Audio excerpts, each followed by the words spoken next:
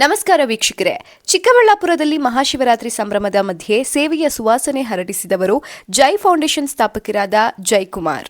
ನಿನ್ನೆ ರಾತ್ರಿ ಹಳೆ ಶಿವನ್ ದೇವಸ್ಥಾನದಲ್ಲಿ ಅದ್ದೂರಿಯಾಗಿ ಪೂಜೆ, ವಿಶೇಷ ಅಭಿಷೇಕ, ಭಜನೆ ಮತ್ತು ಮಹಾ ಅನ್ನದಾನ ಕಾರ್ಯಕ್ರಮವನ್ನು ಜೈ ಫೌಂಡೇಶನ್ ವತಿಯಿಂದ ಆಯೋಜಿಸಲಾಗಿತ್ತು.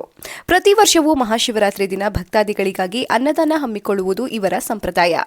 ಈ ವರ್ಷ ಮಾತ್ರ ಇನ್ನಷ್ಟು ಭಕ್ತರು ಭಾಗವಹಿಸುವಿಕೆಯಿಂದ ಕಾರ್ಯಕ್ರಮ ಭರ್ಜರಿಯಾಗಿ ನಡೆಯಿತು.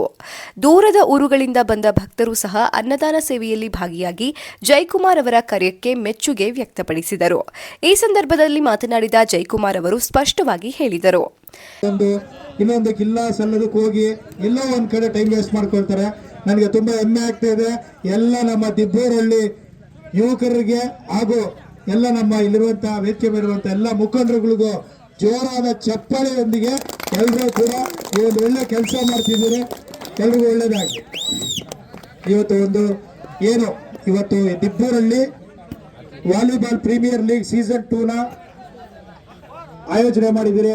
ಆಯೋಜನೆಗೆ ನಮ್ಮ ದಿಬ್ಬೂರಹಳ್ಳಿ ಗ್ರಾಮ ಪಂಚಾಯತಿಯ ಎಲ್ಲ ಮುಖಂಡರುಗಳು ಹಾಗೂ ಎಲ್ಲ ಈ ಸುತ್ತಮುತ್ತಲ ಎಲ್ಲ ಗ್ರಾಮಗಳ ಯುವ ಮುಖಂಡರುಗಳು, ಯುವಕರು ಹಾಗೂ ಎಲ್ಲ ಪ್ಲೇಯರ್ಸ್ ಕೂಡ ಇವತ್ತು ಕಾರ್ಯಕ್ರಮಕ್ಕೆ ಆಗಮಿಸಿದ್ದಾರೆ. ಅವ್ರಿಗೆಲ್ಲರಿಗೂ ಕೂಡ ತುಂಬ ಹೃದಯದ ಧನ್ಯವಾದಗಳನ್ನ ಹೇಳಕ್ಕೆ ಇಷ್ಟಪಡ್ತೀನಿ.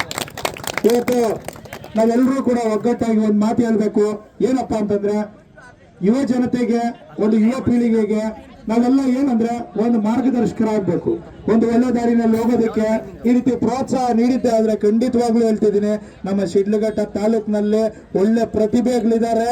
ಅವ್ರಿಗೆ ಹೆಂಗೆ ಅಂದ್ರೆ ನಾವೆಲ್ಲರೂ ಕೂಡ ಸಹಕಾರ ಕೊಡಬೇಕು.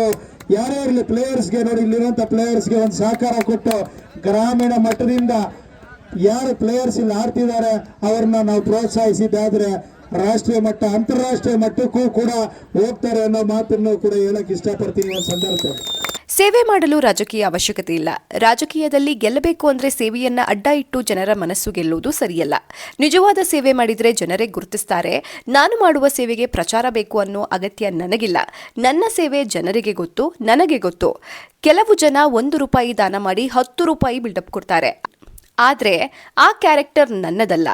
ಅವರ ಈ ಮಾತುಗಳಿಗೆ ಕಾರ್ಯಕ್ರಮದಲ್ಲಿ ಹಾಜರಿದ್ದ ಭಕ್ತರು ಹಾಗೂ ಸ್ಥಳೀಯರು ಭಾರೀ ಚಪ್ಪಾಳೆ ಹೊಡೆದು ಬೆಂಬಲ ವ್ಯಕ್ತಪಡಿಸಿದರು.